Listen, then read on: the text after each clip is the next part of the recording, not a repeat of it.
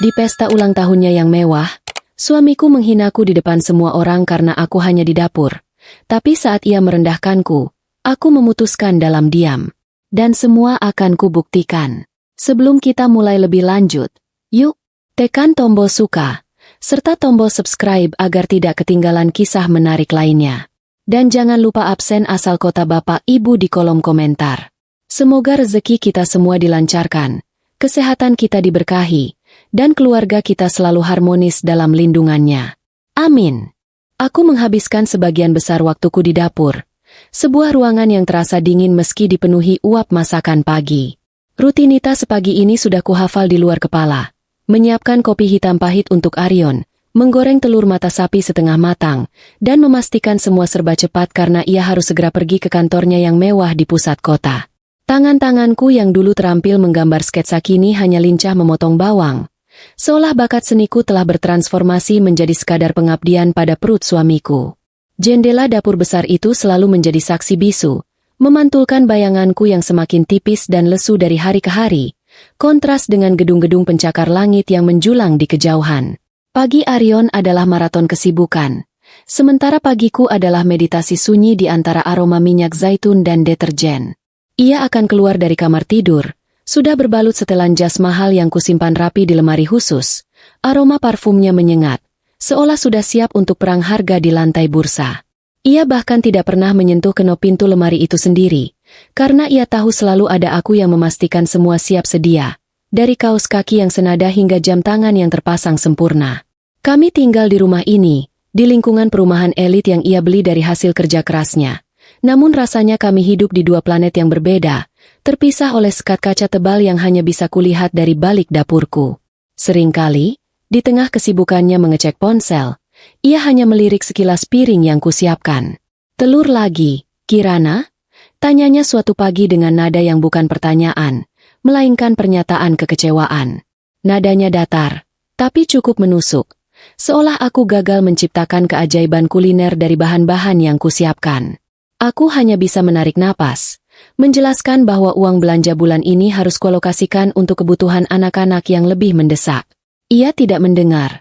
Ia sudah kembali tenggelam dalam layar ponselnya yang memancarkan cahaya biru dingin. Perdebatan kami selalu berupa monologku yang tak pernah bersambut. Sebuah kebiasaan yang kini kujalani tanpa emosi. Aku masih ingat masa-masa awal pernikahan kami, saat ia akan memujiku setinggi langit hanya karena secangkir teh buatan tangan. Dulu, ia selalu berkata bahwa tidak ada makanan seenak masakan rumah, terutama yang kubuat. Sekarang, pujian itu telah diganti dengan daftar restoran mewah tempat kliennya makan siang. Dapur kami, yang dulu adalah ruang kreativitas dan cinta, kini hanyalah stasiun pengisian bahan bakar cepat sebelum ia meluncur ke dunianya yang gemerlap. Sungguh menggelikan, bagaimana sebuah ruangan bisa berubah fungsi secepat itu. Dari tempat cinta bersemi menjadi tempat kerja paksa tanpa gaji. Paling menyakitkan adalah caranya mengabaikan usahaku untuk menjaga penampilan di hadapannya. Beberapa minggu lalu, aku sempat memotong rambutku sedikit lebih pendek dan memakai lipstik warna merah yang baru kubeli dengan uang simpanan. Aku berharap ada sedikit percikan di matanya, sedikit kalimat pujian. Namun, Aryon hanya berkomentar, "Tumben dandan, mau pergi kemana? Atau ada arisan?" Komentarnya membuatku langsung menghapus lipstik itu di kamar mandi, merasa bodoh karena berharap terlalu banyak. Sejak saat itu, aku kembali pada daster favoritku dan rambut yang kuikat asal-asalan, karena ia tak melihat, ia hanya menilai. Seiring naiknya karir Aryon, ia semakin memuja segala sesuatu yang berbau profesional dan modern. Ia sering berbicara tentang rekan-rekan bisnisnya yang wanita, yang selalu tampil stylish, berpendidikan tinggi, dan selalu siap membahas investasi miliaran. Perbandingan itu tidak pernah ia lontarkan secara langsung, tetapi tersirat dalam setiap tatapan matanya saat ia melihatku sedang berinteraksi dengan anak-anak atau sekadar melipat pakaian. Aku tahu, di matanya, aku hanya seorang ibu rumah tangga biasa. Sebuah gelar yang ia hargai hanya sebagai fungsi, bukan sebagai status. Di suatu sore, kuberanikan diri mencoba memasak hidangan penutup yang kuambil resepnya dari buku masakan lama, creme brulee dengan taburan buah-buahan langka. Kuletakkan dengan hati-hati di meja makan, lengkap dengan lilin kecil yang menyala, berharap menciptakan sedikit suasana romantis.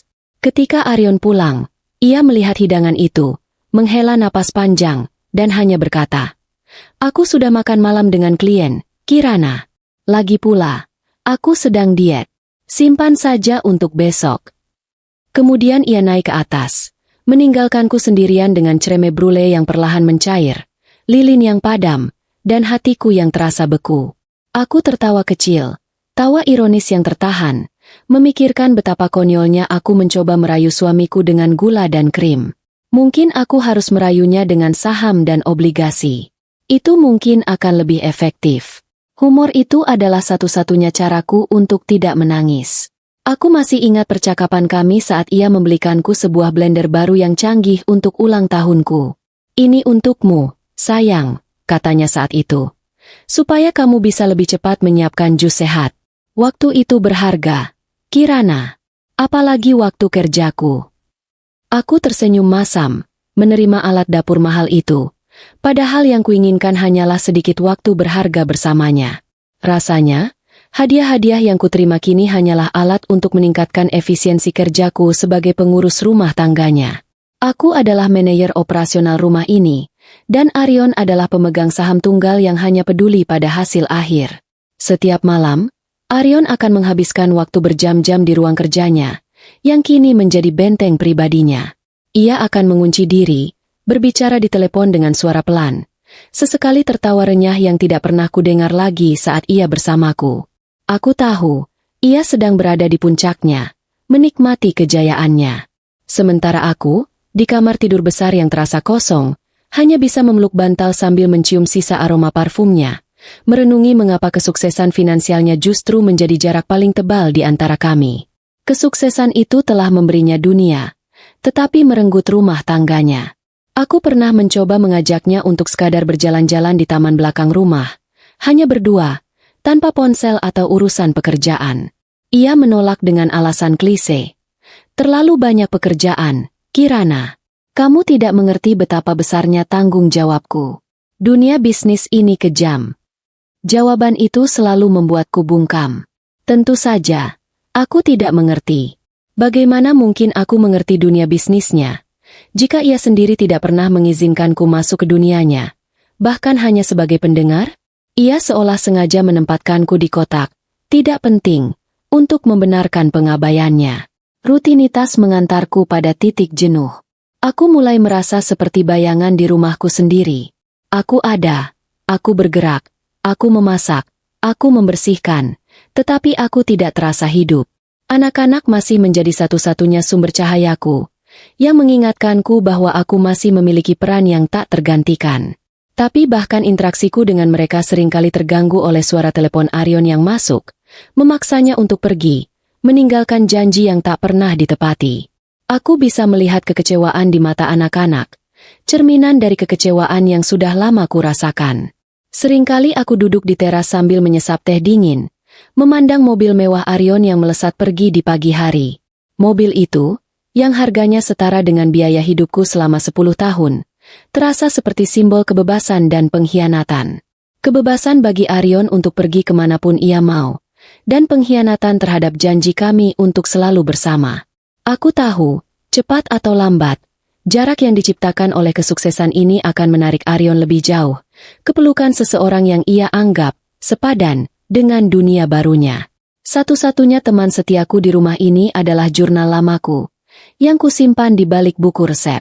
Di sanalah aku mencurahkan semua kata-kata yang tak sempat keluar dari bibirku, semua amarah yang tak kuizinkan meledak. Aku menulis tentang betapa sunyinya rumah yang megah ini, betapa kosongnya ruang makan yang kami beli dengan susah payah. Menulis adalah caraku berteriak tanpa suara, caraku untuk tetap waras di tengah kebekuan emosi yang Arion ciptakan. Aku selalu menutup jurnal itu dengan kalimat yang sama, aku tidak akan selamanya diam. Aku tahu, Arion tidak hanya sibuk. Ia sengaja menciptakan kesibukan untuk menghindari kebersamaan denganku. Ia telah menemukan tempat di mana ia merasa dihargai dan dimengerti. Dan tempat itu bukan lagi rumah ini. Aku bisa merasakannya, seperti rasa pahit yang selalu tertinggal di lidah setelah meneguk kopi hitam Arion yang tak tersentuh. Aku hanya bisa menunggu sampai kepura-puraan ini berakhir, menunggu sampai bom waktu yang telah ia tanam sendiri meledak di depan mataku. Pada akhirnya, aku sadar, aku tidak akan pernah bisa bersaing dengan ambisi Aryon yang tak terbatas. Aku tidak akan bisa bersaing dengan dunia bisnisnya yang berkilauan. Pilihan yang kumiliki hanyalah dua, terus-menerus meratap, atau dalam keheningan yang ia anggap pasrah, aku akan membangun diriku sendiri, sepotong demi sepotong. Aku memilih pilihan yang kedua. Karena bahkan seorang ibu rumah tangga yang hanya bisa di dapur pun tahu bagaimana cara menyusun rencana yang matang, persis seperti menyusun resep yang akan menghancurkan kebekuan ini. Perubahan kecil yang terasa mencolok adalah hal pertama yang menusuk intuisiku. Aryon mulai membeli sabun mandi baru, yang wanginya lebih tajam dan modern, jauh berbeda dari aroma mas kayu manis yang sudah kupakai untuknya selama 10 tahun terakhir. Ia juga lebih sering mengganti warna dasinya, memilih corak yang lebih berani. Semua detail ini terasa asing, seolah ada tangan lain yang kini mengatur lemari pakaiannya. Aku mengamati kebiasaan baru ini dari balik meja sarapan, pura-pura fokus pada remah-remah roti yang harus kubersihkan, tetapi otakku bekerja cepat menyusun potongan teka-teki. Ketidakhadirannya di rumah bukan lagi sekadar jadwal kerja yang padat, melainkan ritual yang disengaja. Ia akan pulang larut, beralasan ada pertemuan penting dengan klien Eropa yang memiliki zona waktu berbeda, tetapi matanya selalu menghindar saat berbicara. Tentu saja, aku tahu kapan seseorang berbohong. Kami sudah menikah cukup lama, dan aku bisa membaca setiap garis tipis yang muncul di sudut matanya ketika ia mencoba menyembunyikan sesuatu. Aku tidak marah, aku hanya mengumpulkan fakta, menyimpannya di gudang hati yang kini sudah kebal terhadap rasa sakit. Suatu malam, setelah ia tertidur lelap, aku memberanikan diri mendekati kemejanya yang teronggok di keranjang cucian. Wangi sabun mandi barunya bercampur dengan aroma parfum wanita yang asing, manis, dan kuat. Sebuah campuran yang terasa menjerit di hidungku. Itu bukan aroma dari rekan kerja wanita yang biasa ia sebutkan. Itu adalah aroma yang melekat. Aroma yang hanya muncul setelah kontak yang sangat dekat. Aku tidak histeris. Aku hanya mengambil kemeja itu, melipatnya dengan rapi, dan meletakkannya kembali. Kecurigaan itu kini sudah beralih menjadi keyakinan yang dingin. Ponselnya yang selalu ia genggam, seolah itu adalah perpanjangan tangannya, kini menjadi pusat perhatianku. Ia sering meninggalkannya tertelungkup, selalu dalam mode hening, dan jika ia harus meninggalkan ruangan sebentar, ponsel itu akan dibawa, bahkan saat ia ke kamar mandi. Ini adalah tanda yang paling jelas. Seseorang yang tidak menyembunyikan apa-apa tidak akan bertingkah seperti penjaga harta karun yang paranoid. Aku hanya menunggu waktu yang tepat, momen di mana ia akan lengah, karena setiap orang yang bersembunyi pasti akan membuat kesalahan. Kesempatan itu datang pada hari Kamis, ketika ia terburu-buru menghadiri rapat pagi. Aryon, yang panik mencari kunci mobil, meninggalkan dompet dan ponselnya di atas meja marmer di ruang tamu. Aku berdiri di sana, menatap benda persegi panjang itu. Jantungku berdetak tenang, tidak secepat yang kuharapkan. Ini bukan lagi soal rasa cemburu, tetapi soal mendapatkan kebenaran. Soal menegakkan harga diri sebelum ia menginjaknya lebih jauh. Aku mengambil ponsel itu, memasukkan kode akses yang kuhafal, tanggal ulang tahun kami, sungguh ironis, dan langsung menuju aplikasi pesan yang paling sering ia buka. Ternyata, kecurigaanku memiliki nama, Luna. Luna, yang deskripsinya sering kulihat terselip dalam celotehan bangga Aryon tentang rekan bisnis yang menjanjikan. Pesan-pesan itu, yang penuh dengan kata-kata mesra dan janji-janji masa depan yang berkilauan, terasa seperti adegan film murahan. Aryon memanggil Luna dengan panggilan yang belum pernah kudengar sejak masa pacaran kami, dan Luna membalas dengan pujian tentang kecerdasan dan visi Aryon. Aku membaca pesan itu tanpa meneteskan air mata, seolah membaca laporan keuangan yang merugi. Aku hanya memotret beberapa tangkapan layar penting, bukti tak terbantahkan yang kuamankan di penyimpanan awan pribadiku. Aku mengembalikan ponselnya tepat ke posisi semula. Misi selesai. Aryon kembali ke rumah. Wajahnya panik karena kunci dan ponselnya hilang. "Kirana, kamu lihat ponselku?" Tanyanya dengan nada menuduh, seolah aku sengaja menyembunyikannya.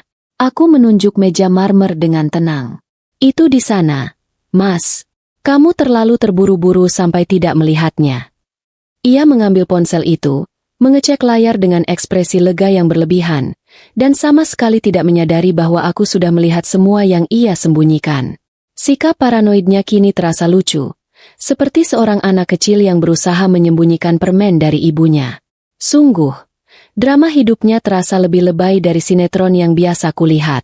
Aku nyaris tertawa, humor kecil yang memecah kebekuan di hatiku. Aku memutuskan untuk tidak mengatakan apa-apa tentang Luna. Aku membiarkan Arion tetap merasa aman dalam kebohongan yang ia ciptakan.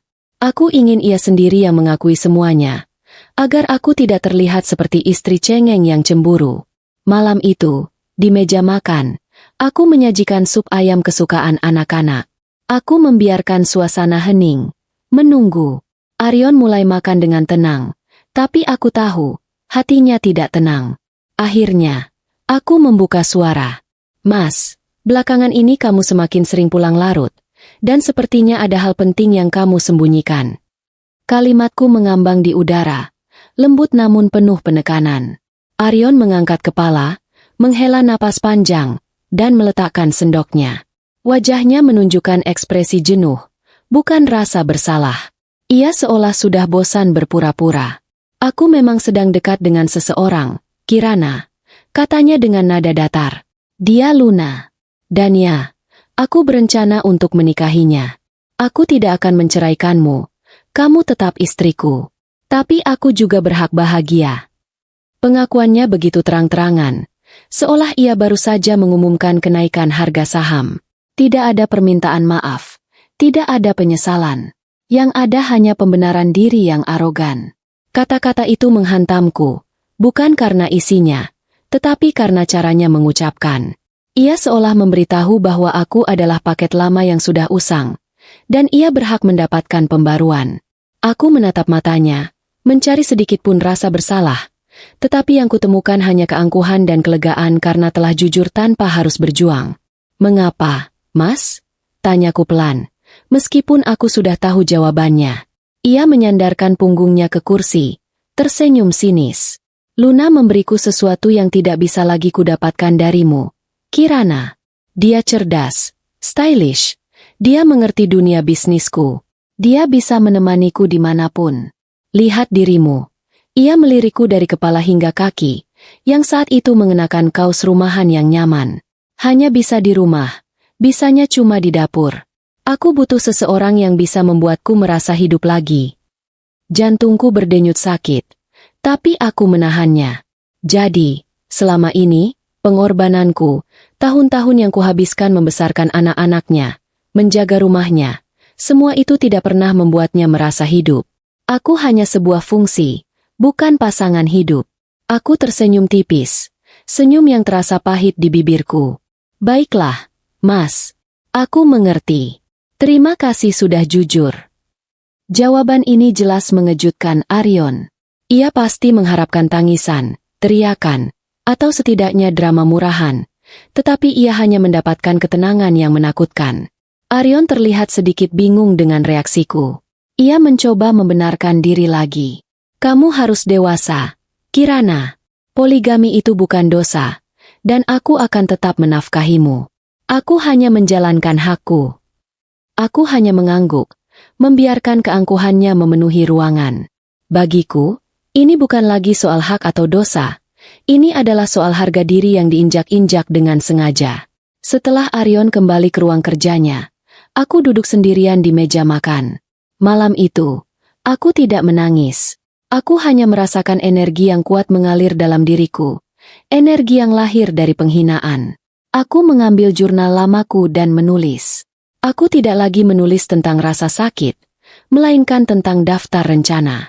Poin pertama adalah mendapatkan kembali kendali atas diriku, dan poin kedua adalah membuat Arion menyesal telah menganggapku hanya sebatas peralatan dapur. Aku memanggil Zara, sahabatku yang kini menjadi konsultan branding sukses. Suaraku tenang saat aku menceritakan semua yang terjadi, termasuk tentang Luna dan rencana Arion.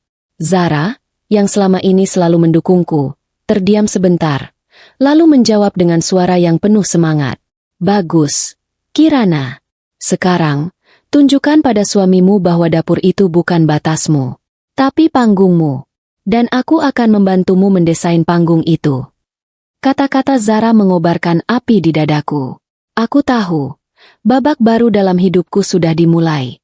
Arion mungkin mengira aku akan jatuh, meratap, atau pasrah.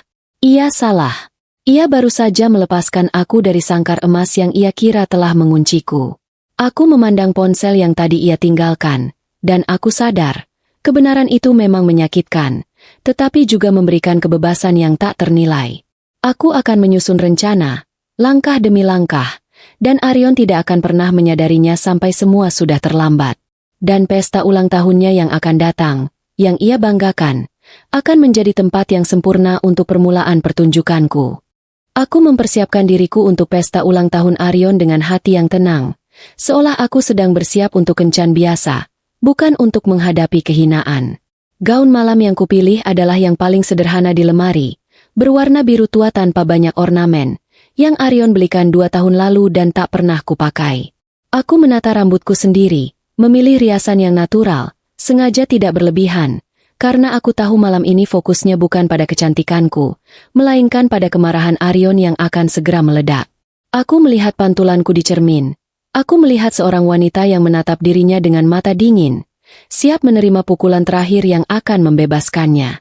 Pesta itu diadakan di sebuah rooftop lounge mewah, di puncak gedung tertinggi yang menjadi simbol kesuksesan Arion. Angin malam berembus kencang di sana, membawa serta aroma parfum mahal dan obrolan tentang saham dan properti. Dunia Arion terasa begitu luas dan berkilauan dari ketinggian itu, membuatku yang hanya seorang ibu rumah tangga merasa kecil dan terasing. Aku menggenggam erat tangan anak-anakku. Mereka adalah jangkar satu-satunya di tengah keramaian asing ini. Arion menyambut kami dengan senyum lebar yang terasa palsu, senyum yang sengaja ia pasang untuk para tamu. Ia tampak gagah dengan setelan tuxedo yang sangat pas di tubuhnya. Di sampingnya, sudah berdiri Luna. Luna, dengan gaun merah menyala, tampak mempesona, memancarkan aura percaya diri seorang wanita karir yang tahu persis apa yang ia inginkan. Matanya bertemu denganku, dan ada sedikit kilatan kemenangan di sana, seolah ia sudah mengantisipasi drama apa yang akan terjadi malam ini. Aku hanya membalasnya dengan senyum tipis. Senyum seorang istri sah yang tidak merasa terancam, dan hal itu sepertinya justru membuat Luna sedikit terkejut. Ruangan itu dipenuhi wajah-wajah yang kukenal secara samar, para kolega yang bersikap ramah superficial. Mereka mendekat, memuji anak-anak, dan kemudian segera mengalihkan pembicaraan pada bisnis Arion. Sebagian besar wanita di sana adalah istri-istri pengusaha, yang penampilannya sama-sama sempurna, tetapi matanya memancarkan kebosanan yang sama seperti yang kurasakan. Kami semua, dalam satu atau lain cara, adalah perhiasan di tangan suami kami. Aku mencibir dalam hati. Sungguh lucu melihat bagaimana mereka semua terlihat seperti boneka pajangan mahal yang takut bergerak. Aku memilih untuk duduk di sudut, mengamati drama sosial ini dari jauh. Tepat pukul 9 malam, lampu meredup. Arion naik ke panggung kecil diiringi sorakan dan tepuk tangan. Ia memegang mikrofon. Wajahnya bersinar oleh lampu sorot. Tampak mabuk oleh pujian dan alkohol. Setelah pidato panjang tentang visi bisnisnya, ia mulai mengucapkan terima kasih. Ia berterima kasih kepada investor, kepada staf, dan tentu saja, kepada Luna, yang disebutnya sebagai inspirasi terbarunya. Lalu tibalah giliranku. Ia menoleh ke arahku, seolah baru menyadari kehadiranku. Dan tentu saja, katanya, suaranya lantang dan sedikit serak karena alkohol. Terima kasih kepada Kirana, istriku yang setia, yang menjaga rumah kami dengan baik. Dia memastikan semuanya berjalan lancar di rumah, sehingga aku bisa fokus di luar. Sampai di sini, semua masih terkendali. Para tamu tersenyum sopan. Namun, Arion tidak berhenti di situ. Ia menarik napas panjang, menatapku lurus, dan dengan senyum sinis yang ia pasang di depan banyak orang, ia melontarkan kata-kata yang telah lama ia simpan. Lihatlah dirimu, Kirana. Suaranya menusuk, membuat beberapa tamu terdiam. Hanya bisa di rumah, bisanya cuma di dapur. Tak secantik dan sepintar istri mudaku ini. Ia kemudian menepuk bahu Luna dengan bangga. Penghinaan itu terasa dingin, brutal, dan tak termaafkan. Dilemparkan kepadaku di depan seluruh relasi bisnis dan sosialita kota. Seluruh ruangan mendadak hening. Keheningan yang mematikan. Hanya diselingi bunyi musik latar yang kini terasa sumbang. Aku merasakan semua mata tertuju padaku. Bukan mata simpati, melainkan mata yang penuh rasa penasaran, menunggu reaksi dramatis. Luna di samping Arion tampak terkejut. Mungkin ia tidak menduga Arion akan seberani ini.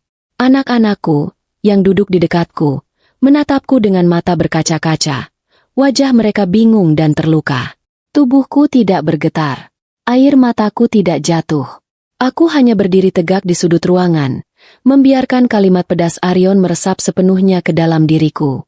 Penghinaan publik itu adalah pisau tajam, tetapi anehnya, pisau itu tidak menghancurkan, melainkan memotong benang terakhir yang mengikatku pada janji-janji pernikahan.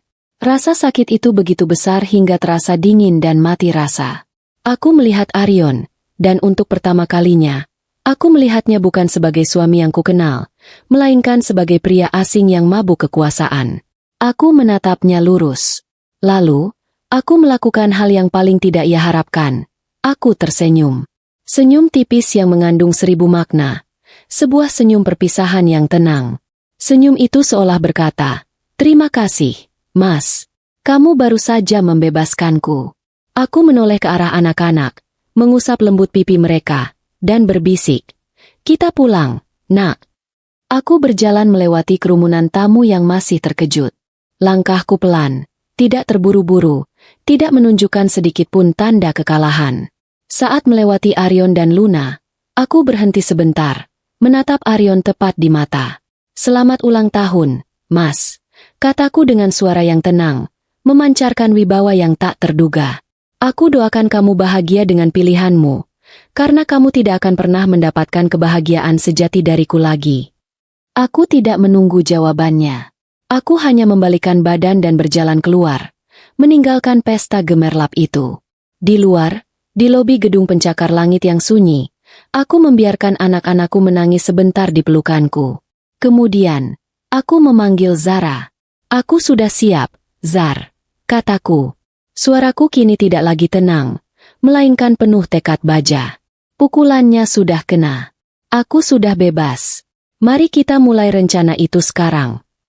Zara menjawab dengan suara bersemangat, memberikan instruksi pertama, membersihkan semua jejak ibu rumah tangga dari penampilanku dan mulai mengurus urusan administrasi.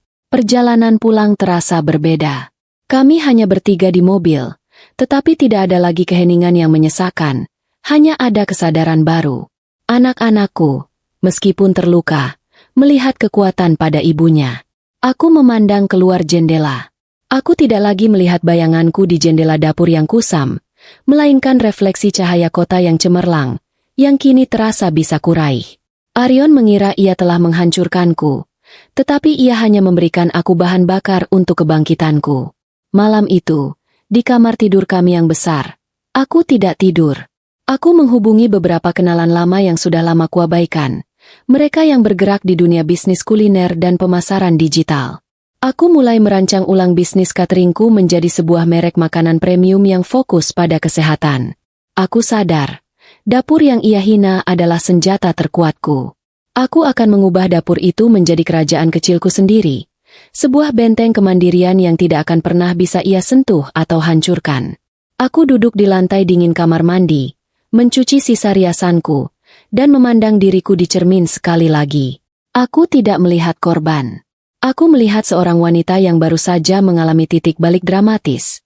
Wanita yang telah menukar penderitaan dengan tekad. Aku tahu, ini akan menjadi perjalanan panjang dan melelahkan, tetapi aku tidak takut. Kebangkitanku akan terjadi dalam diam, langkah demi langkah, dan ketika Arion menyadari bahwa ia telah kehilangan berlian demi sepotong kaca, semuanya sudah terlambat. Aku mengirim pesan singkat kepada Arion, yang mungkin masih mabuk di pestanya. Mulai hari ini, aku hidup untuk diriku sendiri. Kemudian, aku memblokir semua notifikasi dari ponselnya. Malam itu, aku tidur nyenyak. Tidur yang tidak pernah kudapatkan sejak perpisahan emosional kami dimulai. Karena aku tahu, dari abu kehinaan, aku akan lahir kembali. Aku memulai hari-hari baruku dengan membersihkan, bukan hanya debu di sudut rumah, tetapi juga semua kenangan buruk yang menempel di hatiku. Kotak-kotak berisi gaun-gaun lama yang kubeli hanya untuk menyenangkan Arion. Semua pernak-pernik yang tak berarti. Semuanya kubuang. Aku ingin menciptakan ruang, baik di rumah maupun di pikiranku, yang benar-benar menjadi milikku, bebas dari bayangan penghinaan. Aku membiarkan jendela-jendela dapur terbuka lebar, membiarkan angin dan matahari pagi masuk, seolah-olah membersihkan udara kotor yang ditinggalkan oleh arogansi Arion. Langkah pertama yang kuambil adalah memperbarui penampilanku. Bersama Zara, sahabatku yang ahli branding, aku menghabiskan waktu berjam-jam untuk mengubah total isi lemariku. Zara tidak hanya memilihkan pakaian baru, tetapi ia juga mengajariku bagaimana cara berpakaian yang memancarkan kekuatan, bukan lagi sekadar pemanis di samping suamiku. Kami menyingkirkan semua warna kalem dan memilih corak yang tegas, potongan yang struktural. Rasanya aneh, namun menyenangkan. Aku melihat diriku yang baru, seorang wanita yang terlihat siap untuk menghadapi papan direksi, bukan hanya kompor gas. Di tengah kesibukan itu, aku menyempatkan diri untuk kembali menyentuh kanvas. Aku melukis lagi, sesuatu yang sudah bertahun-tahun ku tinggalkan karena Arion selalu menganggapnya sebagai hobi tidak produktif. Kali ini, kuas di tanganku terasa seperti tongkat sihir. Aku tidak lagi melukis pemandangan indah atau bunga-bunga, melainkan lukisan abstrak yang penuh dengan warna-warna gelap dan tajam, sebuah cerminan dari emosi yang selama ini kupendam. Kegiatan ini adalah terapi. Caraku menyalurkan amarah menjadi energi visual. Aku menceritakan seluruh rencanaku kepada Zara. Aku ingin mengubah bisnis catering rumahan menjadi merek makanan premium, yang menggabungkan keahlianku di dapur dengan kepekaanku pada estetika. Zara segera menyambut ide itu dengan antusias. Ia melihat potensi besar pada konsepku, makanan sehat yang dikemas seperti karya seni, sebuah kemewahan yang bisa dikirim langsung ke meja kerja para eksekutif sibuk seperti Arion. Dapur, tempat yang Arion rendahkan, kini menjadi pusat operasi strategisku. Aku menghabiskan malam-malamku dengan membaca buku-buku manajemen bisnis, mempelajari akuntansi dasar, dan menganalisis tren pasar. Lampu meja di ruang kerjaku menyala hingga subuh, sementara Arion, yang mungkin masih sibuk dengan Luna, tidak pernah menyadarinya. Aku tidak lagi tidur memeluk bantal sambil mencium bau parfumnya. Aku tidur di samping tumpukan rencana pemasaran dan proposal bisnis. Perubahan ritme hidup ini memberiku semangat baru, sebuah tujuan yang tidak bergantung pada validasi dari siapapun. Arion, yang tetap menjalani rutinitasnya seperti biasa, sama sekali tidak menyadari badai yang sedang kusiapkan.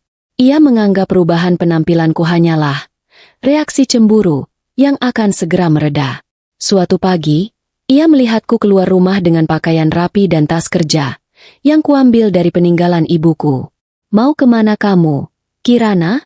Mau jadi agen asuransi sekarang?" Tanyanya dengan nada meremehkan, diiringi tawa renyah yang terasa menjengkelkan. Tentu saja, aku hanya tersenyum dalam hati. Biarkan ia berpikir begitu.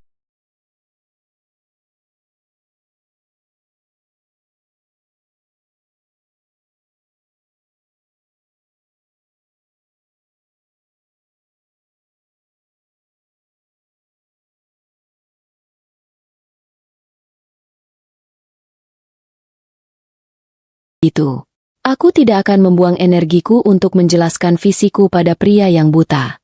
Aku hanya menjawab singkat. "Mengurus urusanku sendiri, Mas."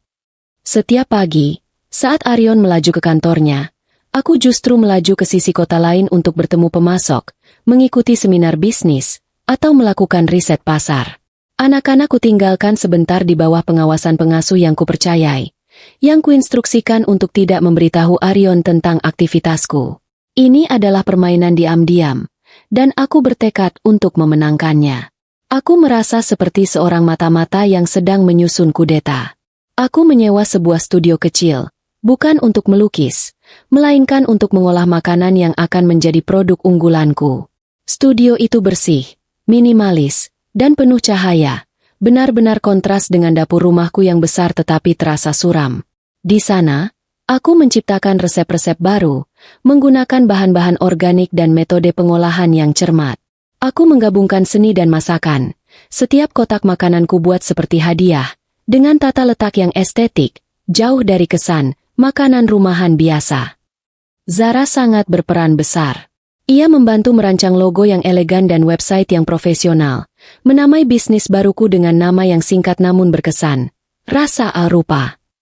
Ia juga memperkenalkan aku pada jaringan pertemanan dan kolega bisnisnya yang luas, yang kebetulan adalah pasar yang sempurna untuk produkku.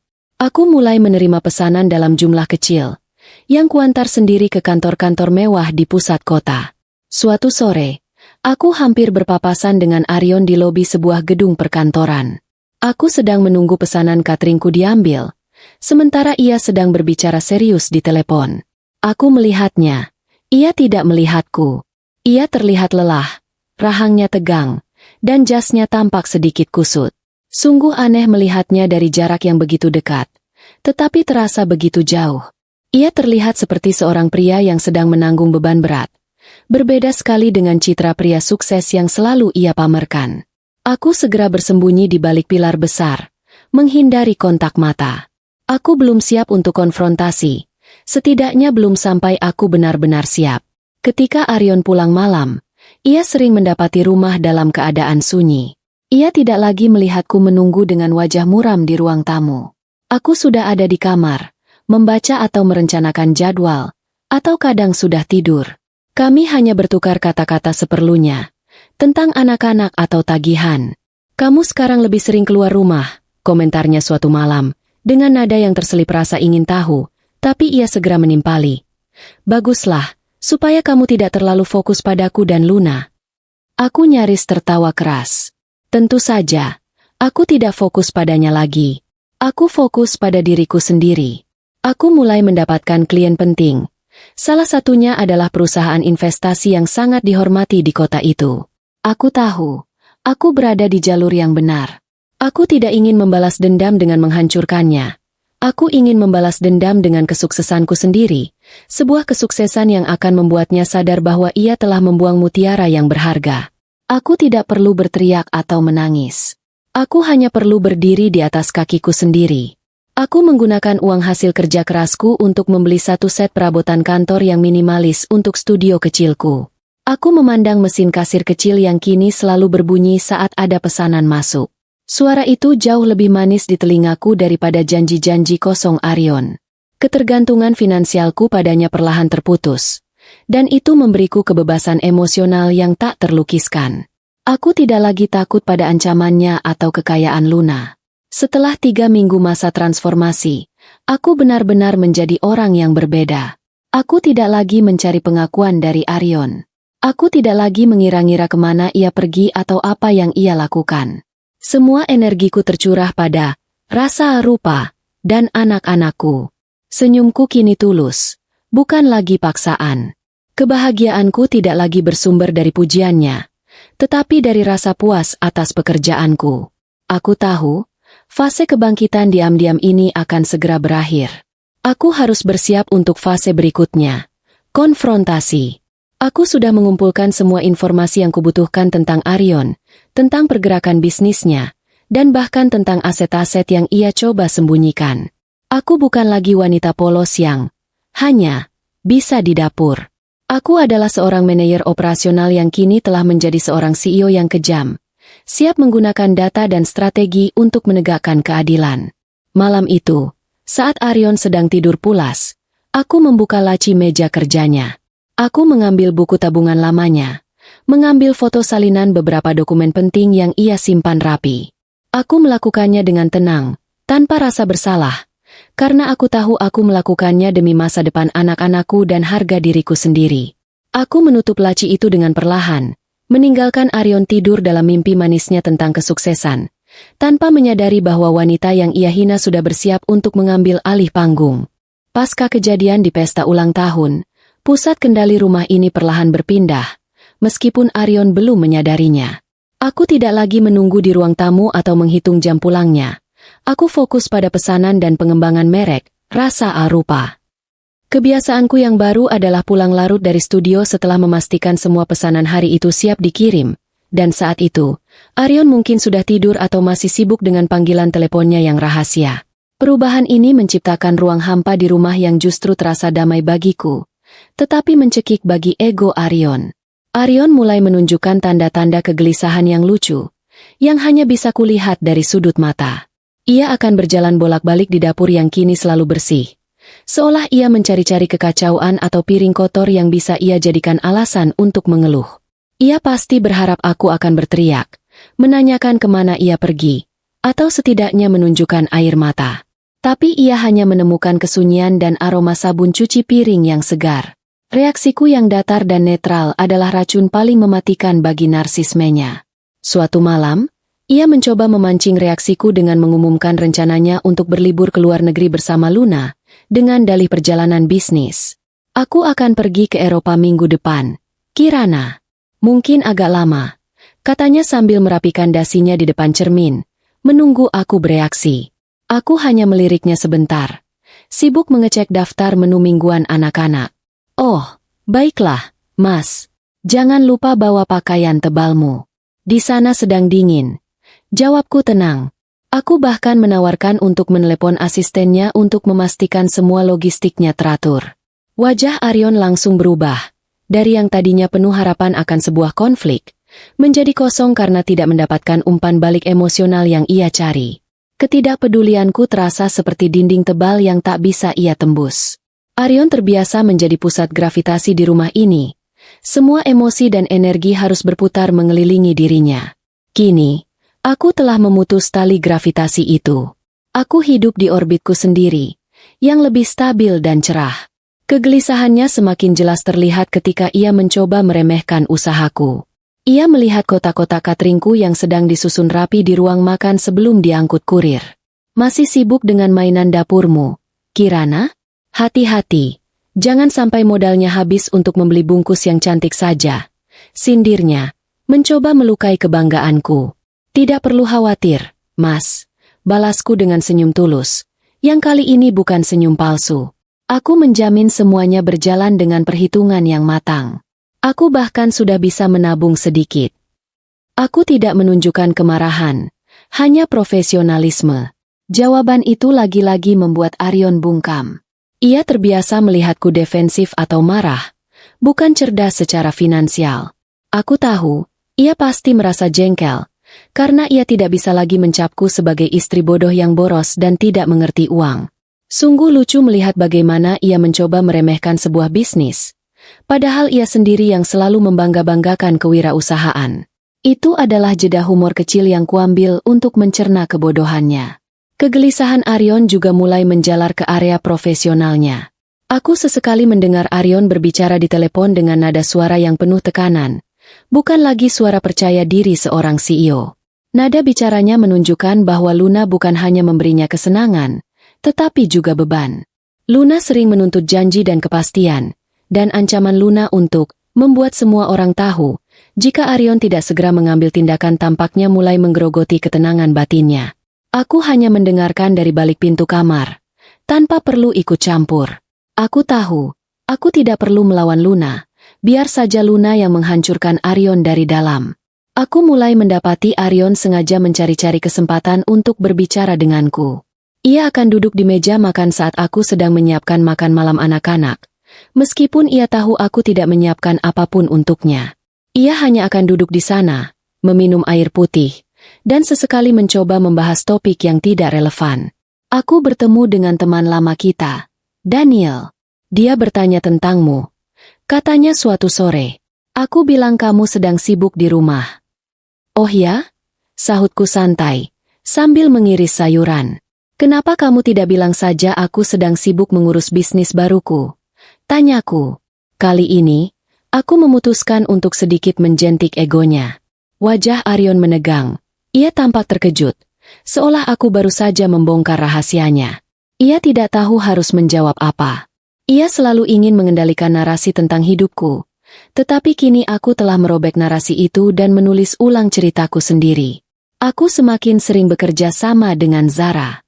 Zara membantuku menganalisis data pasar dan memberikan wawasan penting tentang bagaimana para eksekutif seperti Arion dan koleganya berpikir. Aku mulai menargetkan klien-klien yang sama dengan yang Arion hadapi.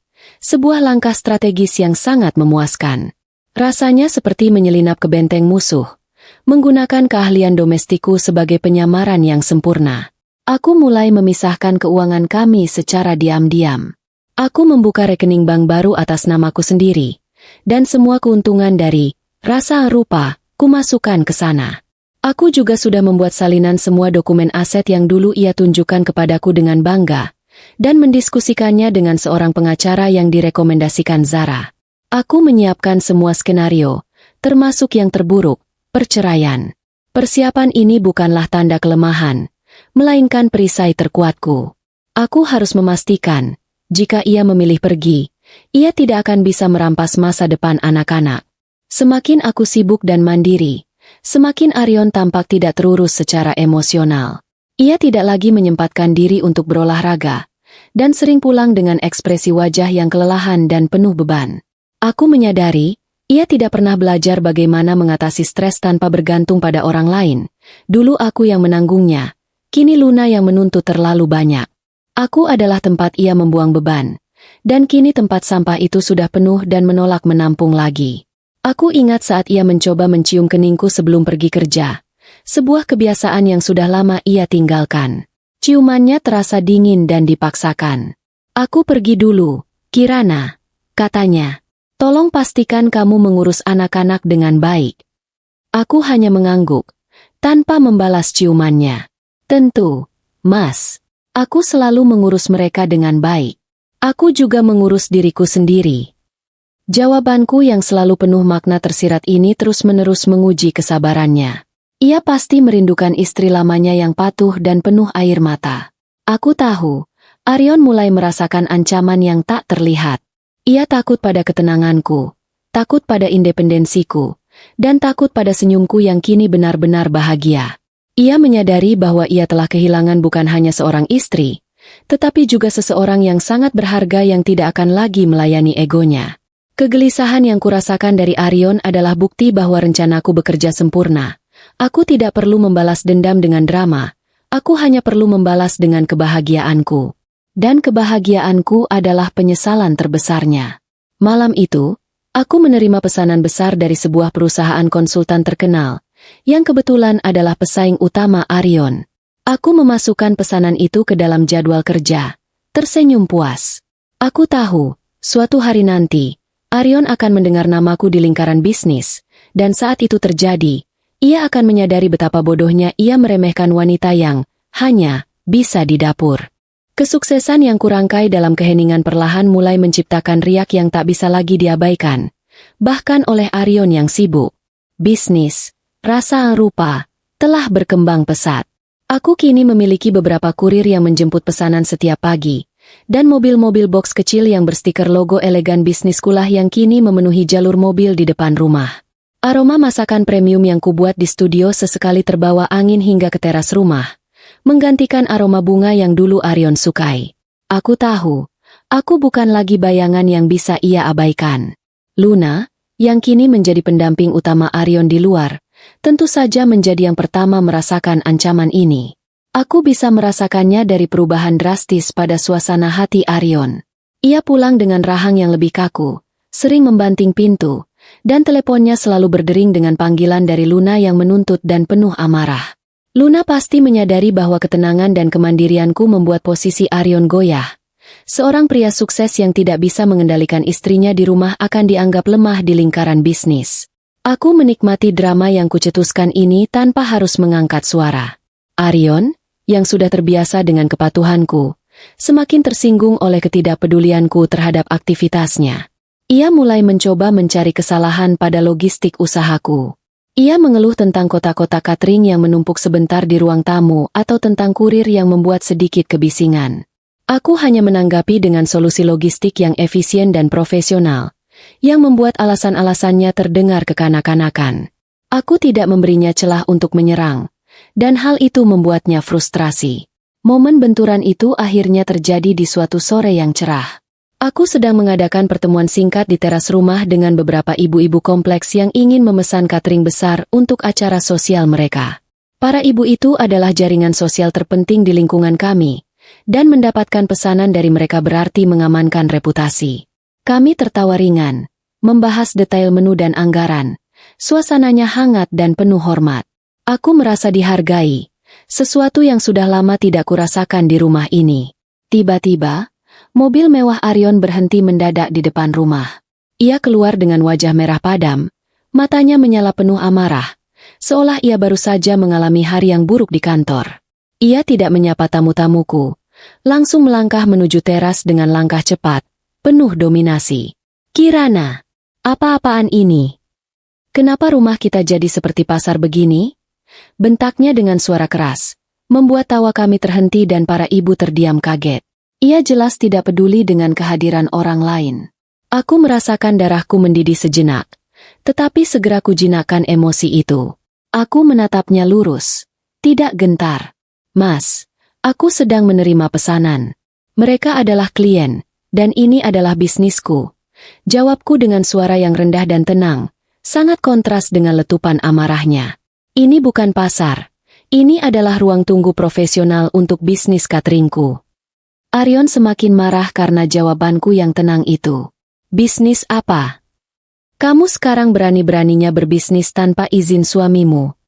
Kamu pikir kamu siapa? Hah? Uang yang kamu pakai untuk mainan ini juga dari uangku. Ia menunjuk tumpukan kotak cateringku dengan jijik. Wajahnya menunjukkan bahwa harga dirinya terluka parah di depan para tetangga yang merupakan istri dari koleganya. Aku tetap duduk tegak, bahkan tidak beranjak. Aku membiarkan para ibu itu menjadi saksi bisu atas keangkuhan suamiku. Aku menarik napas, dan menjawabnya dengan suara yang menusuk namun tanpa histeria. Aku istrimu, Mas. Istri yang juga punya hak untuk berkarya dan berdiri di atas kaki sendiri. Aku tidak meminta uangmu untuk bisnis ini. Aku menggunakan modal sendiri dan mengembalikannya dengan laba. Dan soal izin, aku tidak butuh izin untuk menjadi seorang wanita yang mandiri dan berharga. Jawaban itu benar-benar menamparnya. Aku melihat Aryon terdiam, matanya bergerak cepat, mencari-cari cara untuk membalas, tetapi tidak menemukan argumen yang valid. Egonya yang terluka kini berhadapan dengan fakta. Istrinya tidak hanya mandiri, tetapi ia juga menghancurkan wibawanya di depan orang lain. Sungguh menggelikan melihat pria yang begitu sukses di dunia korporat bisa kehilangan kata-kata hanya karena setumpuk kotak makanan yang rapi. Aku harus menahan senyumku. Itu adalah jeda humor yang menyelamatkanku dari ledakan kemarahan. Para ibu yang menjadi klienku mulai merasa tidak nyaman. Salah satu dari mereka, Bu Rina, istri seorang pengacara terkenal, berdiri dan berkata dengan sopan, "Maaf, Pak Aryon, kami akan kembali lagi nanti. Kirana sangat profesional, dan masakannya sangat enak.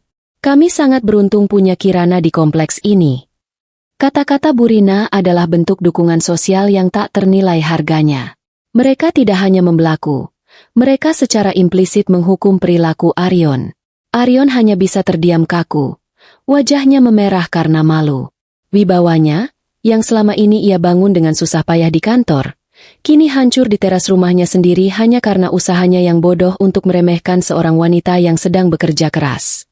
Setelah para ibu itu pergi, ia menatapku dengan tatapan penuh kebencian dan kekalahan. "Kamu sengaja mempermalukan aku," bisiknya penuh amarah. "Aku tidak mempermalukanmu, Mas," balasku dengan suara paling tenang yang bisa kupancarkan. "Kamu sendiri yang mempermalukan dirimu. Aku hanya melakukan pekerjaan yang Mas hina. Sekarang, tolong tinggalkan aku sendiri. Aku harus menyiapkan logistik pesanan untuk besok." Aku tidak memohon, tidak menuntut. Aku hanya memberinya perintah, dan entah mengapa, ia mematuhinya. Aryon berbalik dan berjalan masuk rumah, meninggalkan aku sendirian di teras. Aku merasakan kemenangan kecil, kemenangan yang tidak bersuara. Ini adalah kemenangan pertama yang tidak ada hubungannya dengan uang, melainkan tentang moral dan harga diri. Aku telah menunjukkan kepadanya bahwa aku tidak takut padanya dan bahwa aku akan membela pekerjaanku. Aku tahu, benturan ini adalah awal dari perang yang sebenarnya. Aryon tidak akan membiarkanku menang semudah ini. Tetapi aku juga tahu satu hal, aku tidak akan pernah kembali menjadi Kirana yang pasif dan penurut. Aku telah berdiri tegak di atas kakiku sendiri, dan di bawah tatapan para tetangga. Aku telah menunjukkan bahwa wanita yang hanya bisa di dapur adalah seorang ratu yang berhak atas tahtanya sendiri. Malam itu, aku tidak mendengar lagi Aryon membanting pintu atau mengeluh. Hanya keheningan yang tersisa. Aku duduk di studio kecilku, memeriksa pembukuan. Keuntungan bulan ini melebihi ekspektasi. Aku tidak hanya mendapatkan uang, tetapi aku juga mendapatkan kembali diriku. Aku memandang keluar jendela studio, melihat lampu-lampu kota yang berkilauan. Mereka tidak lagi terasa jauh. Keheningan yang mencekam setelah benturan di teras itu terasa jauh lebih berat daripada teriakan amarah. Arion mulai menghabiskan waktunya di rumah, bukan karena ia ingin, tetapi karena ia bingung harus kemana lagi. Di kantor, ia harus berhadapan dengan tuntutan Luna dan tekanan bisnis. Di luar, ia harus berhadapan dengan gunjingan, terutama setelah tindakannya yang memalukan di pesta. Rumah yang dulu ia remehkan kini menjadi satu-satunya tempat ia bisa bersembunyi, tetapi ironisnya, ia adalah orang asing di dalamnya. Aku mengamati pergerakan Arion dengan mata seorang analis. Ia mencoba memperbaiki hubungan dengan anak-anak kami, tetapi usahanya terasa kaku dan dipaksakan. Ia akan membeli hadiah-hadiah mahal yang tidak mereka minta, mencoba mengajak mereka bermain permainan yang tidak mereka sukai, atau menanyakan pekerjaan sekolah yang ia abaikan selama ini. Anak-anak menanggapinya dengan sopan, tetapi ada jarak yang jelas dalam mata mereka, sebuah jarak yang tercipta sejak mereka menyaksikan ibu mereka dihina di depan umum. Pukulan pertama datang dari anak bungsu kami. Suatu sore, Arion mencoba membantu anakku merakit sebuah mainan mahal. Mainan itu rumit, dan Arion, yang kesabarannya sudah tipis, mulai marah karena tidak bisa menyelesaikannya. Anakku yang biasanya ceria, menarik mainan itu kembali dan berkata dengan suara pelan, "Ayah tidak usah bantu. Ayah kan sibuk sekali. Biar ibu saja yang bantu. Ibu selalu punya waktu." Kalimat polos itu terasa seperti jarum yang menusuk ego Arion. Ia terdiam, tangannya yang penuh uang dan kekuasaan tidak berdaya merakit mainan seharga jutaan rupiah. Anak sulung kami, yang mulai beranjak remaja dan memiliki kepekaan emosi yang lebih tajam, adalah yang paling keras menghakimi Arion. Ia tidak banyak bicara, tetapi tindakannya jauh lebih menyakitkan daripada kata-kata. Ia mulai menolak makan malam bersama Arion, dengan alasan harus belajar di kamar. Ia selalu memastikan ia menghabiskan waktu dengan kami, dan hanya berbicara dengan Arion seperlunya. Aku tahu, anakku sedang melindungi dirinya dan aku, membangun tembok terhadap ayah yang telah menyakiti kami. Suatu malam, aku mendengar percakapan si sulung dengan Arion di ruang tengah. Arion mencoba menjelaskan bahwa pekerjaannya sangat penting. Ayah melakukan ini semua demi masa depan kalian. Nak, agar kalian punya kehidupan yang layak, kata Arion, menggunakan argumen lama yang selalu berhasil. Anakku hanya menatapnya, lalu menjawab dengan suara yang dingin. Kami sudah punya kehidupan yang layak. Ayah, kami hanya butuh ayah ada di rumah, bukan menghabiskan waktu dengan orang lain dan membuat ibu sedih. Aku terdiam di balik dinding, air mataku menetes, bukan karena sedih, tetapi karena bangga. Anak-anakku tidak hanya melihat pengorbananku, tetapi mereka juga memiliki keberanian untuk membela kebenaran. Pukulan dari anak-anak ini adalah penderitaan yang tak bisa dibeli oleh uang, penderitaan yang tidak bisa Luna gantikan dengan kecantikannya. Arion pasti menyadari, ia mungkin membeli rumah ini, tetapi ia gagal membeli hati anak-anaknya. Kegagalan Arion menaklukkan anak-anaknya sejalan dengan meningkatnya tekanan dari Luna. Aku sesekali mendengar Arion berbisik-bisik di telepon. Nada suaranya lelah dan defensif. Luna menuntut apartemen yang lebih besar, perhiasan yang lebih mahal, dan yang paling penting, kepastian kapan ia akan menjadi nyonya Arion yang sesungguhnya. Luna tidak menawarkan kehangatan, ia menawarkan transaksi, kepuasan sesaat dengan harga yang terus meningkat. Aku tersenyum dalam hati, sungguh lucu. Arion yang selalu membanggakan dirinya sebagai negosiator ulung, kini terjebak dalam negosiasi cinta yang membuatnya rugi besar. Itu adalah jeda humor yang membuat situasi terasa lebih ringan. Aku melanjutkan rutinitasku dengan tenang, tidak memberikan celah bagi Arion untuk merasa aku sedang merencanakan sesuatu. Aku menjadi seorang ibu yang lebih baik, seorang pengusaha yang lebih fokus, dan seorang wanita yang lebih bahagia. Kontras antara aku yang kini bersinar dan Arion yang tampak meredup di bawah tekanan, sangat mencolok. Arion mencoba sekali lagi untuk membeli kebahagiaan anak-anak. Ia membawa pulang sebuah konsol permainan terbaru yang sedang tren. Ia meletakkannya di ruang tengah dengan bangga, berharap anak-anak akan mengerumuninya.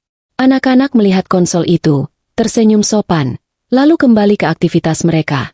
Si bungsu membaca buku yang kubelikan, dan si sulung membantuku menyiapkan bahan untuk catering keesokan harinya. Konsol mahal itu teronggok di sudut, menjadi tugu peringatan atas kegagalan Arion memahami bahwa cinta tidak dapat dibeli dengan materi. Ayah, kenapa ayah tidak bertanya pada ibu apa yang kami butuhkan? Tanya si sulung dengan lembut.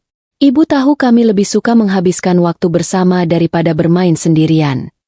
Kata-kata itu diucapkan dengan penuh kasih sayang, justru menghancurkan hati Arion. Ia menyadari, Kirana, wanita yang ia hina karena hanya di dapur, adalah pemegang kunci kebahagiaan sejati anak-anaknya.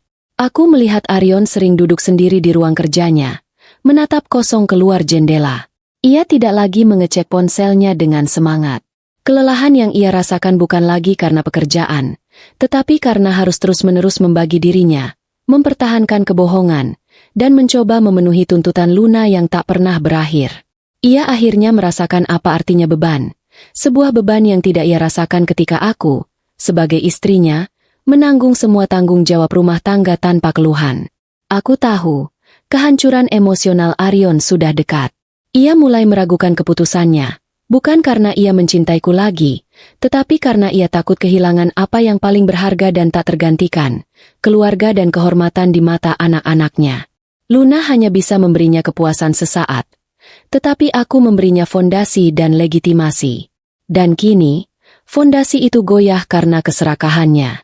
Aku mengambil jurnal lamaku dan menulis. Aku tidak lagi merasa amarah. Yang ada hanya rasa puas yang dingin. Aku tidak perlu memohon agar ia memilihku. Anak-anakku telah memilih, dan pilihan mereka adalah pukulan terberat yang bisa kuberikan pada egonya. Aku telah memenangkan perang hati di rumah ini. Ketenangan yang kurasakan tidak bertahan lama, sebab di luar sana, badai sudah mulai terbentuk oleh tangan Luna yang semakin terdesak. Luna pastilah menyadari bahwa ia sedang kalah di medan perang batin Arion. Pria itu semakin menjauh. Tidak lagi memberikan perhatian atau kepastian yang ia janjikan. Aku menduga, bagi Luna, satu-satunya cara untuk memenangkan Arion adalah dengan menghancurkan Kirana, bukan dengan cinta, melainkan dengan kekacauan. Arion tampak seperti mayat hidup di rumah. Ia menghabiskan malam dengan membalas pesan dan telepon yang penuh tekanan. Aku bisa merasakan aura panik yang menguar darinya. Ia mencoba menyembunyikan wajahnya dari anak-anak, bahkan seringkali makan di ruang kerjanya sendiri.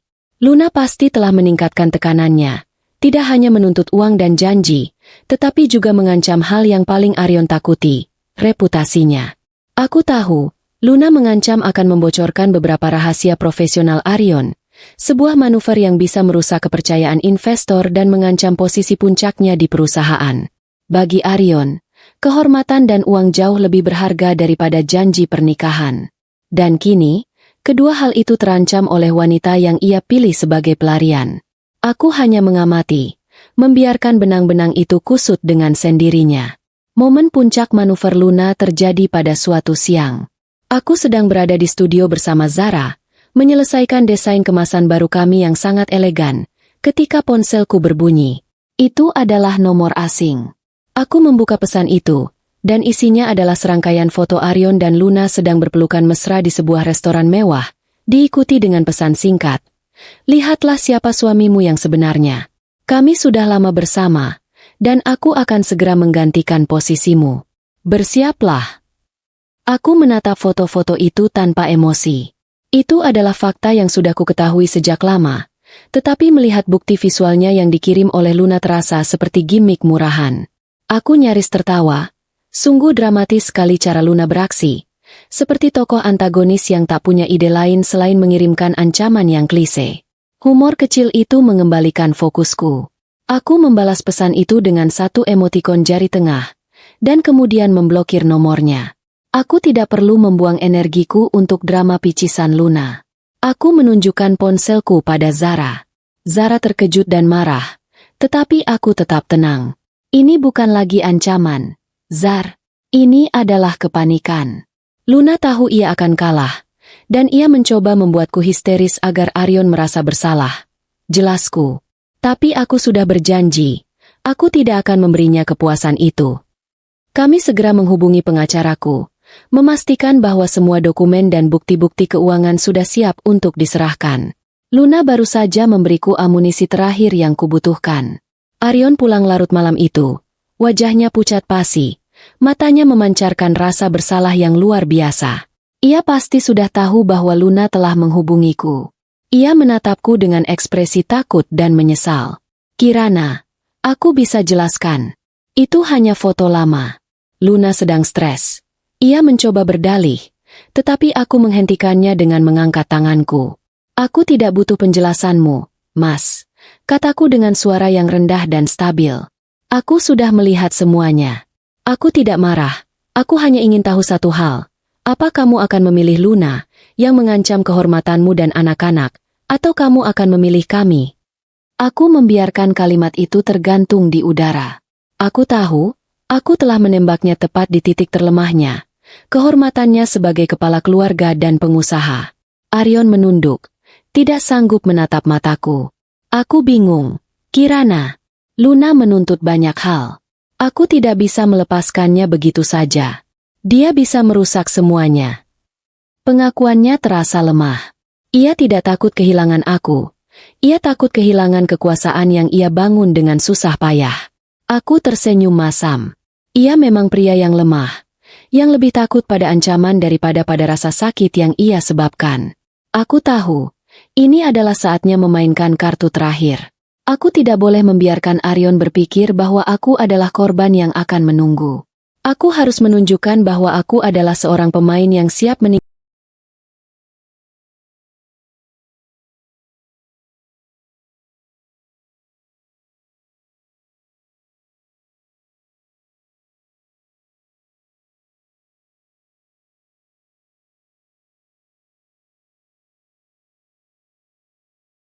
meninggalkan meja kapan saja.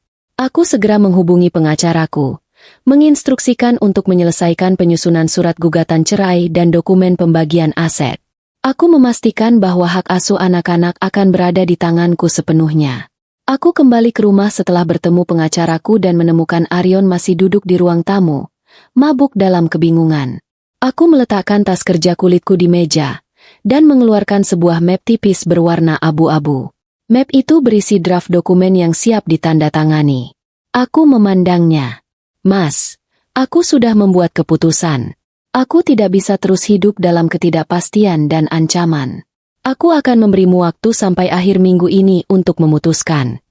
Arion memandang map itu dengan ngeri. Apa itu? Kirana, kamu tidak bisa melakukan ini. Aku tidak akan menceraikanmu. Kamu akan merusak reputasiku. Teriaknya. Akhirnya menunjukkan emosi yang nyata. Aku punya klien penting. Perceraian bisa menghancurkan citraku. Aku hanya menggeleng. Aku tidak peduli dengan citramu lagi. Mas, aku hanya peduli dengan masa depan anak-anak. Kalau kamu memilih Luna, aku akan ajukan gugatan cerai dan semua aset yang menjadi hakku dan anak-anak akan kuambil. Aku sudah siapkan semua bukti keuangan yang kupunya.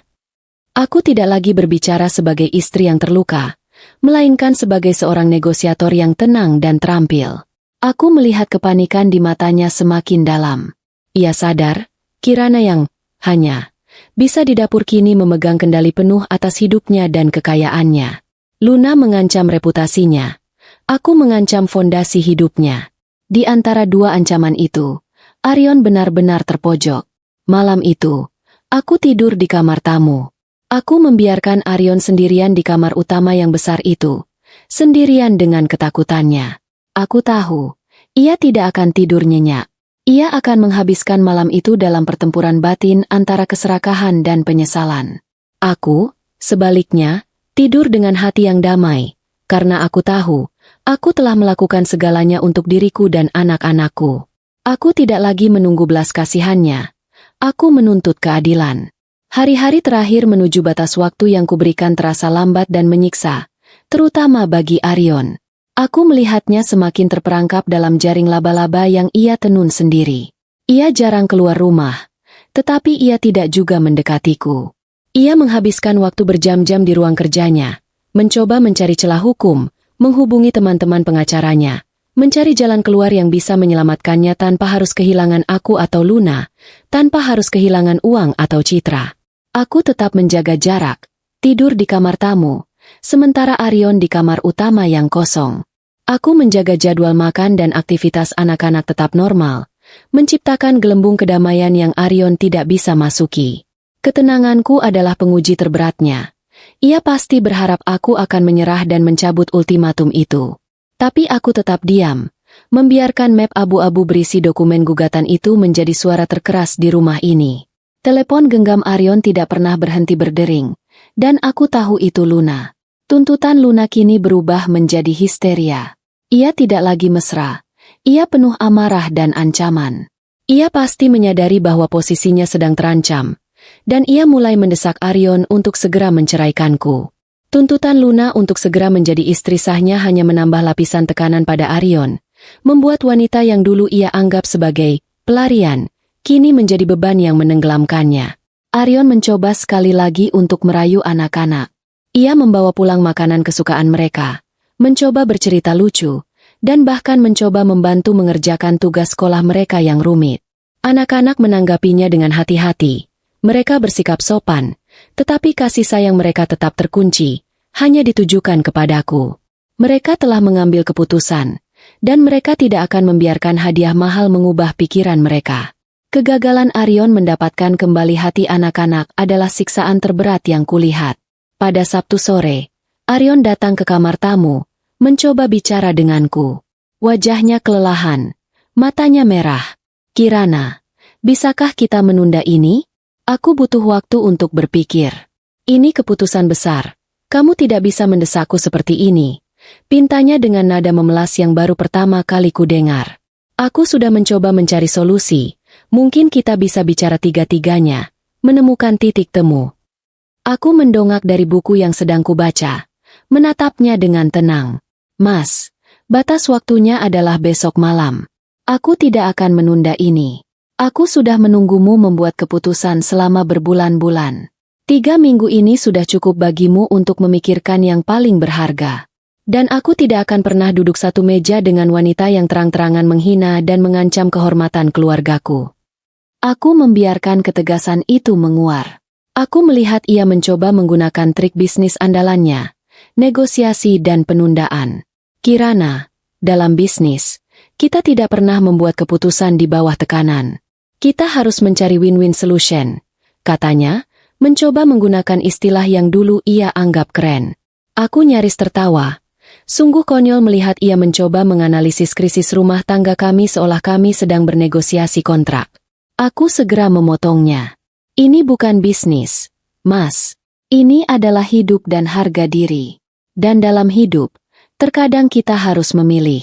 Pilihanmu hanya 2, bukan win-win. Ia kembali terdiam, menyadari bahwa ia tidak bisa memanipulasiku lagi. Malam itu, Minggu malam, langit di luar gelap, mencerminkan ketegangan di dalam rumah. Anak-anak sudah tidur. Aku duduk di ruang tamu yang temaram, di depan meja kopi. Di atas meja itu, map abu-abu itu tergeletak, seolah menunggu keputusan. Pukul 10 malam, Arion turun dari kamar utama, mengenakan kaos rumahan yang biasa ia pakai di masa awal pernikahan kami. Wajahnya menunjukkan ia telah melalui pertempuran hebat. Ia duduk di sofa seberangku, menatap map itu dengan ketakutan. Aku sudah memikirkannya, Kirana. Katanya, suaranya parau. Luna, dia sangat menuntut. Dia mengancam akan menghubungi dewan direksi jika aku tidak segera menceraikanmu. Aku tidak mau reputasiku hancur. Ia masih saja berbicara tentang reputasi. Aku hanya mendengarkan, membiarkannya menumpahkan semua bebannya, semua ketakutannya. Aku tidak menyela. Aku tidak menghakimi. Aku tahu, ia butuh mengatakan semua itu sebelum ia bisa mengakui kebenaran yang sebenarnya. Setelah ia selesai, aku menghela napas panjang, menatapnya dengan penuh arti. Keputusan ada di tanganmu, Mas. Map ini sudah siap. Jika kamu memilih Luna dan citra bisnismu, besok pagi pengacaraku akan mengajukan gugatan. Kamu akan kehilangan rumah, sebagian besar aset, dan yang paling penting, kamu akan kehilangan rasa hormat anak-anak. Jika kamu memilih kami, Luna harus pergi malam ini juga, dan kita akan mulai memperbaiki apa yang kamu hancurkan. Saat itu, pintu kamar anak sulung kami, yang memang kamar mereka berdekatan dengan ruang tamu, terbuka sedikit. Anakku berdiri di ambang pintu, matanya yang sembab menatap kami, wajahnya penuh kekecewaan. Ia pasti mendengar semuanya. Ayah, panggilnya dengan suara bergetar, suara seorang anak yang hancur. Ayah dan ibu mau pisah. Kehadiran anak kami adalah pukulan terakhir. Pukulan yang tidak bisa ditahan oleh kekuasaan dan kekayaan Arion. Arion tersentak, menoleh ke arah anak kami. Rasa malu dan bersalah langsung menghantam wajahnya. Ia mencoba bangkit, tetapi kakinya terasa lemas. Anak kami melangkah masuk, tidak mendekati Arion, melainkan berdiri di sampingku, meraih tanganku. Ayah, kata si sulung lagi, suaranya lebih tegas. Kalau ayah lebih memilih perempuan itu daripada kami, berarti ayah tidak sayang lagi sama kami. Kata-kata sederhana itu merobek semua alasan dan pembelaan diri Arion. Ia menatap anak kami, lalu menatap map di meja, dan akhirnya menatapku. Ia melihat wanita yang kuat di samping anak-anaknya, dan ia melihat kehancuran di tangannya sendiri. Ia menyadari, Luna tidak bisa menggantikan kami, dan uang tidak bisa membeli kembali rasa hormat yang telah hilang. Arion jatuh berlutut di sofa. Air matanya menetes untuk pertama kalinya. Ia benar-benar hancur. Aku minta maaf. Aku salah. Nak, aku salah. Kirana. Aku hanya diam, membiarkan penyesalannya mengalir. Aku tahu, malam ini adalah malam penentuan. Aku telah memenangkan permainan ini, bukan dengan amarah, tetapi dengan harga diri dan kebenaran. Isak tangis Arion di hadapan anak-anaknya malam itu adalah suara yang lebih keras daripada semua bentakannya selama ini.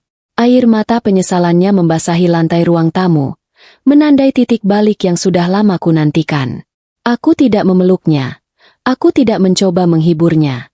Aku hanya membiarkannya merasakan kehancuran yang ia sebabkan sendiri. Anak sulung kami, yang awalnya berdiri tegak di sampingku, akhirnya mendekati ayahnya, memeluknya dengan canggung. Pemandangan itu menusuk hatiku, bukan karena rasa sakit, tetapi karena menyadarkanku betapa besar cinta yang masih tersisa di antara mereka. Aku membiarkan Arion menangis sebentar. Setelah ia sedikit tenang, aku memberikan instruksi pertama. Telepon Luna sekarang, Mas. Katakan bahwa semuanya berakhir. Lakukan di sini, di depanku. Suaraku dingin, tanpa kompromi. Arion mengangguk lemah. Ia meraih ponselnya dengan tangan gemetar, berjalan ke teras, dan menelepon. Aku tidak bisa mendengar semua yang ia katakan, tetapi aku bisa mendengar nada suara Luna yang meninggi, marah, dan akhirnya putus asa. Beberapa menit kemudian, Arion kembali dengan mata bengkak, tetapi dengan keputusan yang telah bulat. Sudah, aku sudah memutusnya. Aku juga sudah memblokir semua kontaknya. Keesokan harinya, aku kembali ke jadwal rutinku, tetapi dengan satu perbedaan. Map abu-abu itu tidak jadi kusimpan di tangan pengacaraku. Aku menyimpannya di laci mejaku. Sebuah pengingat yang sunyi bahwa aku memiliki kekuatan untuk pergi kapan saja. Arion mencoba berbicara denganku, memohon maaf. Tetapi aku hanya menjawab dengan sikap profesional. Maaf, Mas. Aku belum bisa memaafkan. Kepercayaan yang rusak butuh waktu. Dan aku butuh melihat bukti nyata, bukan hanya janji. Aku akan memberimu kesempatan, tetapi aku akan mengawasimu. Aku menetapkan aturan baru. Kami akan menjalani terapi keluarga. Aku akan mengurus semua keuangan rumah tangga, dan ia harus memberikan laporan keuangan perusahaan kepadaku setiap bulan sebagai bentuk transparansi. Dan yang paling penting, ia harus menghabiskan waktu yang sama banyaknya dengan anak-anak seperti yang ia habiskan di kantor. Arion menerima semua syarat itu tanpa perlawanan. Ia tahu, ia tidak punya pilihan. Arion memulai upayanya memperbaiki diri dengan canggung. Ia mulai mengantar anak-anak ke sekolah, sebuah tugas yang dulunya selalu ia serahkan pada sopir. Ia mencoba membantu anak bungsu mengerjakan tugas sekolah, dan bahkan mencoba memasak sarapan di dapur yang dulu ia hina. Aku harus menahan senyumku saat ia hampir membakar wajan karena lupa mematikan kompor. Itu adalah humor yang menenangkan. Melihat pria arogan itu kini menjadi seorang pemula yang canggung dalam tugas-tugas rumah tangga. Itu adalah jeda yang menyenangkan. Bisnis, rasa rupa, justru semakin maju. Ketenanganku, yang lahir dari kemandirian, menarik banyak klien wanita yang kagum dengan kisah kebangkitanku, meskipun aku tidak pernah menceritakannya secara terbuka. Aku menjadi pembicara tamu di beberapa acara komunitas, bukan karena aku istri seorang pengusaha, tetapi karena aku adalah Kirana, seorang pengusaha kuliner yang sukses. Arion sering melihatku bersiap-siap untuk acara-acara ini, tampil anggun dan percaya diri, dan aku tahu, ia merasa bangga sekaligus malu. Arion juga berusaha memperbaiki hubungan dengan anak sulung kami, yang merupakan hakim terberatnya. Ia mulai mendengarkan cerita si sulung tentang sekolah, tentang teman-temannya, dan bahkan tentang kekecewaan yang dirasakan si sulung. Perlahan, tembok di hati anak kami mulai runtuh, bukan karena hadiah, tetapi karena perhatian yang tulus. Aku mengamati dari jauh, dengan rasa terima kasih yang mendalam. Kemenanganku yang sejati bukanlah pada saat Arion memilihku daripada Luna. Kemenanganku adalah pada saat aku menyadari bahwa aku tidak lagi membutuhkan keputusannya untuk merasa utuh. Aku sudah menjadi Kirana yang baru, seorang wanita yang bangga dengan bakat dan kemampuannya. Seorang wanita yang tahu nilainya. Aku tidak akan kembali menjadi istri pasif yang hanya bisa di dapur. Dapurku kini adalah pusat komandoku, dan aku adalah ratunya. Hubungan kami berubah menjadi kemitraan yang hati-hati. Ada rasa hormat yang baru, yang lahir dari pengakuan Arion atas kekuatanku. Tidak ada lagi keintiman yang terburu-buru. Kami fokus pada pembangunan kembali fondasi yang telah retak. Aku tahu, luka itu akan meninggalkan bekas, tetapi bekas luka itu adalah pengingat betapa kuatnya aku.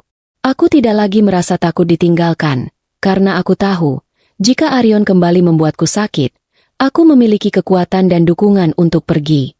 Suatu sore, Arion datang ke studiku, yang kini kuubah menjadi kantor kecil yang elegan di rumah. Ia membawa secangkir teh panas, bukan kopi hitam pahit, dan duduk diam. Aku sudah menutup semua akses ke nomor dan email Luna.